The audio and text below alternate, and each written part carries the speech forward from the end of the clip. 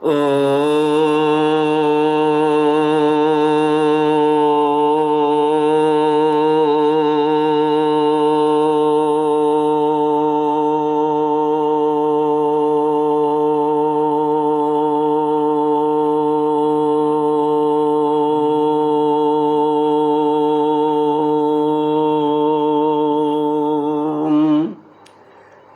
गुरुचरण कमलेभ्यो नमः।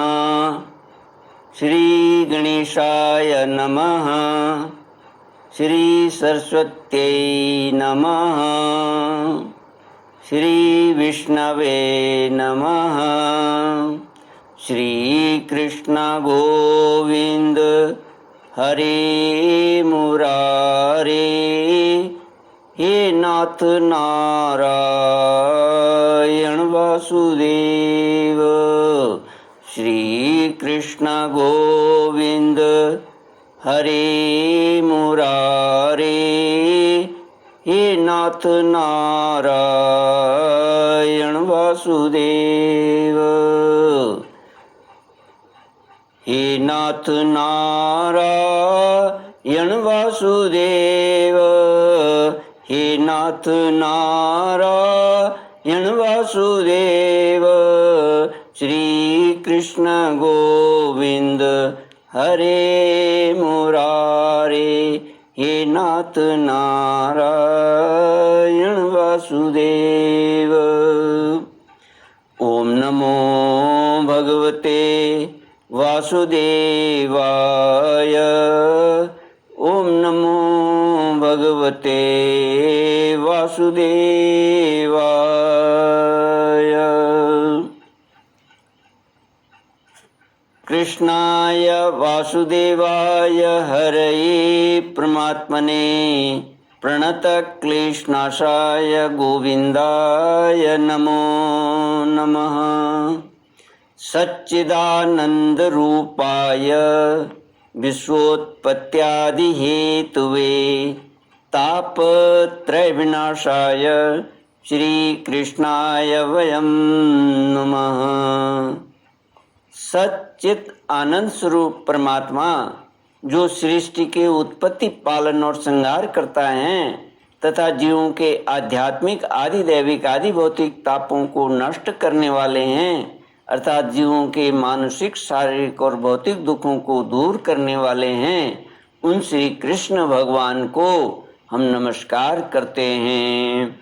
श्री कृष्ण गोविंद हरे मुरारे। हे नाथ नारायण वासुदेव। श्रीमद् भागवत चतुर्थ स्कंद अष्टमोध्याय श्लोक 53 से।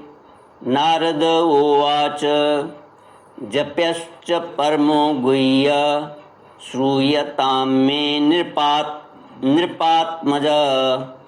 यं सप्तरात्रं प्रपठन् पुमान् पश्यति खेचरान्। ओम नमो भगवते वासुदेवाय। मंत्रेणानेन देवस्य कुर्याद्द्रव्यमयीं बुध। सपर्यां विविधैर्द्रव्यैः देशकाल विभागवित्। श्रीमद् भागवत चौथा स्कंद 8वां अध्याय श्लोक 53 से।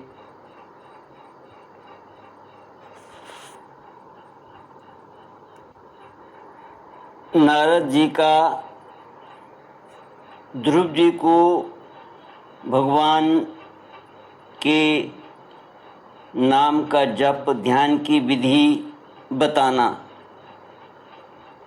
तथा भगवान का ध्रुव जी को दर्शन देना। नारद जी ने ध्रुव जी का दृढ़ संकल्प देकर उन्हें साधना की विधि बताते हैं। नारद जी कहते हैं, राजकुमार, इस ध्यान के साथ जिस समय जिस परम गुह्य मंत्र का जप करना चाहिए वह भी बतलाता हूँ, सुन। इसका 7 रात जप करने से मनुष्य आकाश में विचरने वाले सिद्धों का दर्शन कर सकता है। वह मंत्र है ओम नमो भगवते वासुदेवाय। किस देश और किस काल में कौन वस्तु उपयोगी है, इसका विचार करके बुद्धिमान पुरुष को इस मंत्र के द्वारा तरह तरह की सामग्रियों से भगवान की द्रव्यमयी पूजा करनी चाहिए। प्रभु का पूजन विशुद्ध जल, पुष्पमाला, जंगली मूल और फल आदि पूजा में विहित दूर्वादि अंकुर, वन में ही प्राप्त होने वाले वलकल वस्त्र और उनकी प्रेयसी तुलसी से करना चाहिए। यदि शिला आदि की मूर्ति मिल सके तो उसमें, नहीं तो यदि शिला आदि की मूर्ति मिल सके तो उसमें, नहीं तो पृथ्वी या जल आदि में ही भगवान की पूजा करे। सर्वदा संयत चित्त, मननशील, शांत और मौन रहे तथा जंगली फल मूल आदि का परिमित आहार करे। इसके सिवा पुण्य कीर्ति श्री हरि अपनी अनिर्वचनीय माया के द्वारा अपनी ही इच्छा से अवतार लेकर जो जो मनोहर चरित्र करने वाले हैं उनका मन ही मन चिंतन करता रहे। प्रभु की पूजा के लिए जिन जिन उपचारों का विधान किया गया है उन्हें मंत्र मूर्ति श्री हरि को द्वादश अक्षर मंत्र के द्वारा ही अर्पण करें। इस प्रकार जब हृदय स्थित हरि का मन, वाणी और शरीर से भक्ति पूर्वक पूजन किया जाता है तब वे निश्चल भाव से भली भांति भजन करने वाले अपने भक्तों के भाव को बढ़ा देते हैं और उन्हें उनकी इच्छा के अनुसार धर्म का अर्थ, काम अथवा मोक्ष रूप कल्याण प्रदान करते हैं। यदि उपासक को इंद्रिय संबंधी भोगों से वैराग्य हो गया हो तो वह मोक्ष प्राप्ति के लिए अत्यंत भक्ति पूर्वक अविच्छिन्न भाव से भगवान का भजन करे। श्री नारद जी से इस प्रकार उपदेश पाकर राजकुमार ध्रुव ने परिक्रमा करके उन्हें प्रणाम किया। तदनंतर उन्होंने भगवान के चरण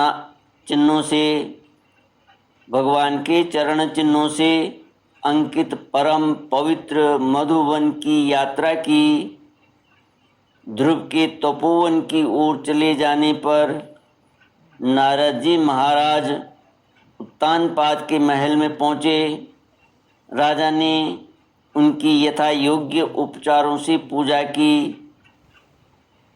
तब उन्होंने आराम से आसन पर बैठकर राजा से पूछा,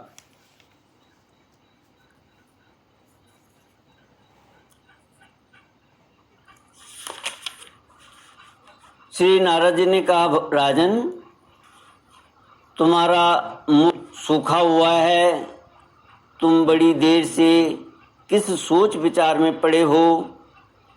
तुम्हारे धर्म, अर्थ और काम में से किसी में कोई कमी तो नहीं आ गई? राजा ने कहा, ब्राह्मण, मैं बड़ा ही स्त्रैण और निर्दयी हूँ। हाय, मैंने अपने 5 वर्ष के नन्हे से बच्चे को उसकी माता के साथ घर से निकाल दिया। मुनिवर, वह बड़ा ही बुद्धिमान था।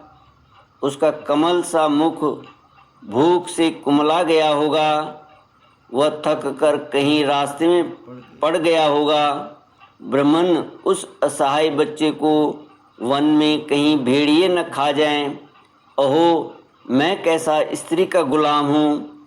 मेरी कुटिलता तो देखिए। वह बालक प्रेमवश मेरी गोद में चढ़ना चाहता था, किंतु मुझ दुष्ट ने उसका तनिक भी आदर नहीं किया। श्री कृष्ण गोविंद हरे मुरारे, हे नाथ नारायण वासुदेव।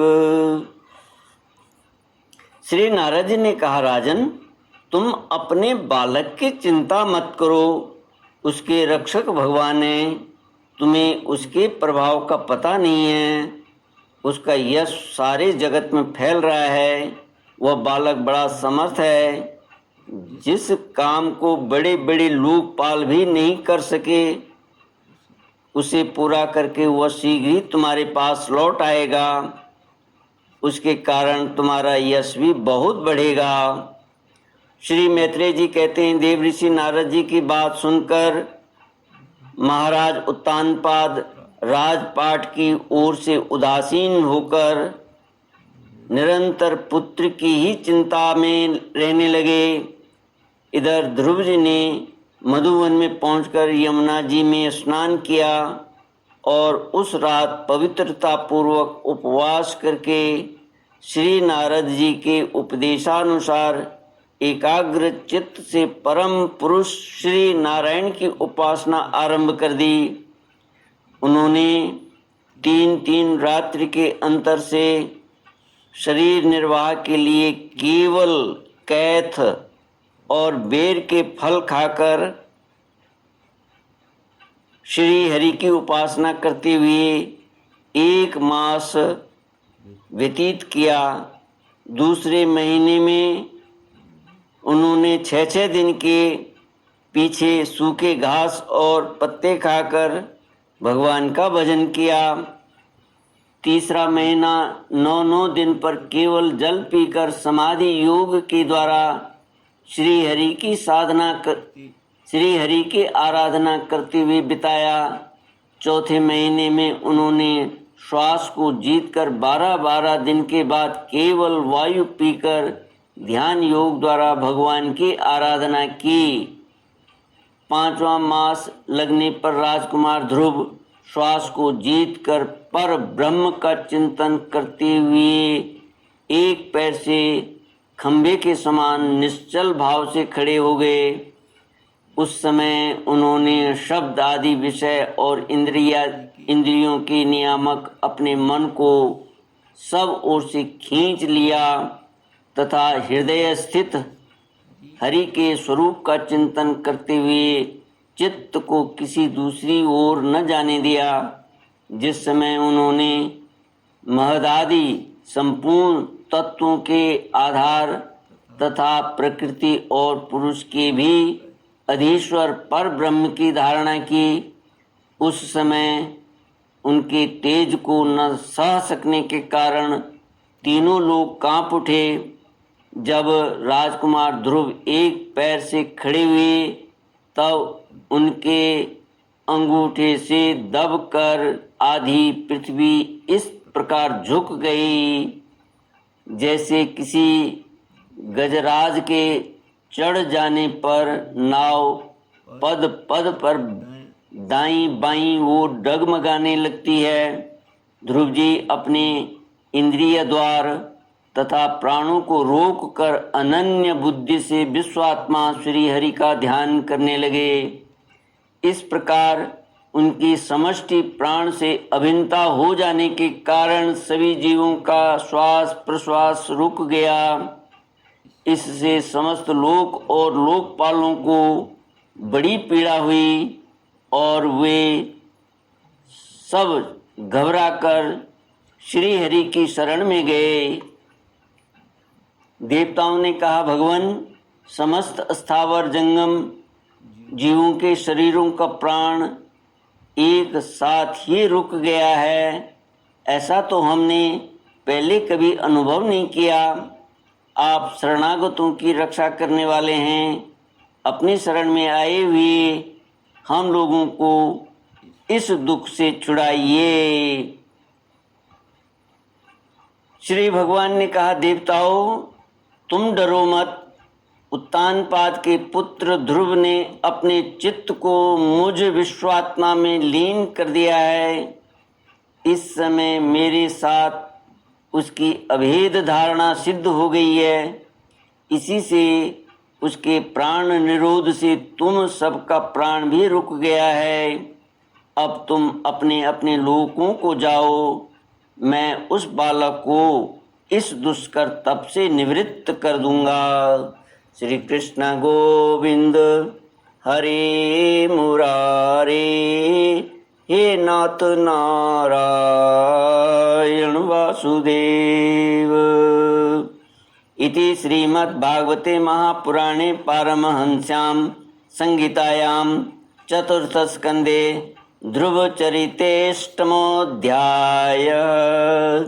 ॐ पूर्णमदः पूर्णमिदं पूर्णात् पूर्णमुदच्यते पूर्णस्य पूर्णमादाय पूर्णमेवावशिष्यते। ॐ शान्ति शान्ति शान्तिः। हरि ओम श्री गुरुभ्यो नमः। हरि ओम।